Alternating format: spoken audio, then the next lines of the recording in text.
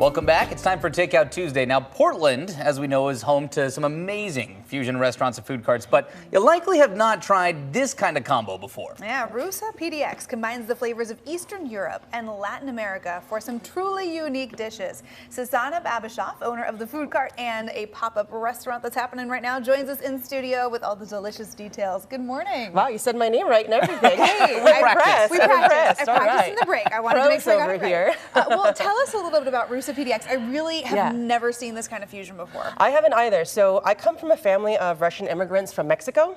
Wow. So I grew up with one grandmother making traditional Russian borscht and the other one making tamales. We'd get together as kids with the family and assemble just mass quantities of tamales. And my grandmother, on my dad's side, she'd throw in a little cilantro into her borscht, or just kind of the little tastes of Mexico would kind of come into play.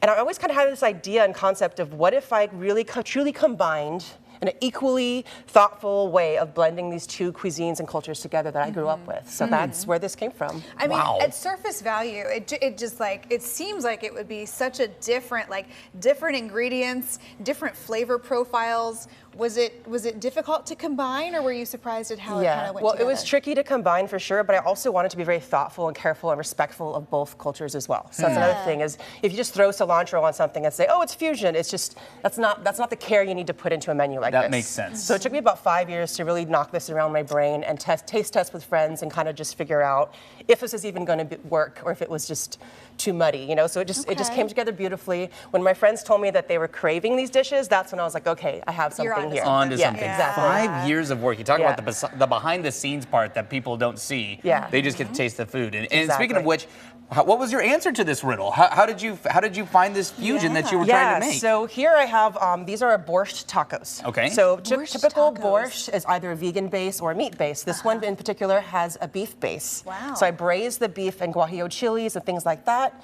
I chopped up and roasted all the vegetables that you would be seeing in borscht, like beets and cabbage, right? Yep. We have these beautiful, fresh, organic corn tortillas that are from Three Sisters Nixtamal. So this is from a local business that we're supporting as well. Nice. And then you have the sour cream. You have this cotija cheese, pickled beets. We have cilantro and we have dill, which is a very unique combination. It is. So you bite into it, you're getting these flavors of a taco, and suddenly you have this borscht, like just taste in your mouth. Yeah. So it's like two nostalgic dishes kind of coming together. Oh, that's so cool.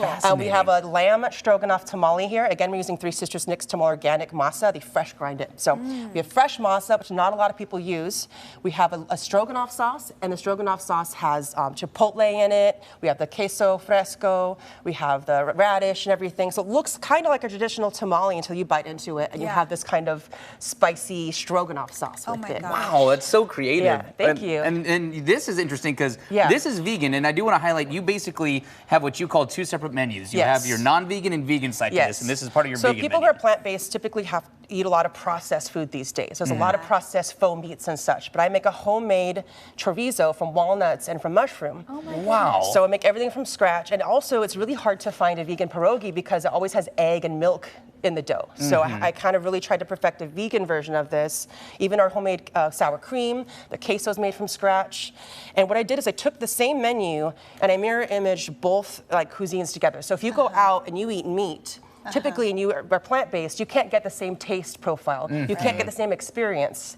But with our menu at Rusa, what's great is you can look at the menu and say, okay, we have vegan borscht tacos or meat borscht tacos. We have a stroganoff tamale or jackfruit stroganoff tamale. Oh my gosh. We have pierogi or vegan pierogi. So it's basically you're getting a very much the same experience, whether you're plant-based, vegan, or a meat eater. That's so neat. Well, Travis, will you give me a vegan pierogi, I was say, we'd be doing you a disservice to not dive into this a little bit. Dumplings are universally just well loved. So I was telling you during the commercial break, pierogi is one of my favorites growing up. It's like it's such a comfort food. So you've got your food cart, which is in a newish location on Northeast MLK. Yes. So we actually have a brand new spot we're opening up in, and this is going to be at the Alberta Carts. It's at 1027 Northeast Alberta. Oh, awesome. And it's right by my restaurant and all that. It's a great little new spot that's coming up. We'll be moving there at the end of the month with a bunch of other great chefs. So it's a really great chef-driven I know, food right? I cart was trying not to be rude and cut you off in the middle of that, but you're oh fine. my Well, goodness. it's a new location to look for us soon.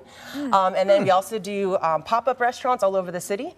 We have one on Monday the 14th at Cafe Ollie. And that one is going to be equally, again, a vegan menu and non-vegan menu, but it's kind of more of a heightened, fancier menu. Like I have vegan caviar and things like that. That's awesome. Yeah, I love the way you're playing around with it. You said like popping around kind of gives you this opportunity to kind of mess with your menu a little bit. Yeah, and I can play with even more ideas that I have, because I'm a very creative person. I just constantly have ideas. I have to kind of pick and choose. That's so neat. Wow. Can you return the favor here? Hook me up. Hook me up there. Yeah, I would love a taco. Coming your way.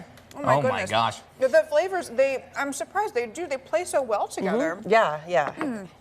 I'm sorry, my attention is right. What's the reaction from people when they come and they see this? People are initially kind of like, I don't know. Once they try it, they're like, oh my God, I'm craving this, and I can only get this here. And that's what I want to be, is that kind of spot where if somebody is craving vegan pierogi, they can't get it anywhere else, especially with chorizo. Absolutely. So to be craveable is what you want. How's the taco? Just 5 stars. That is so impressive. Yay, and you can taste you.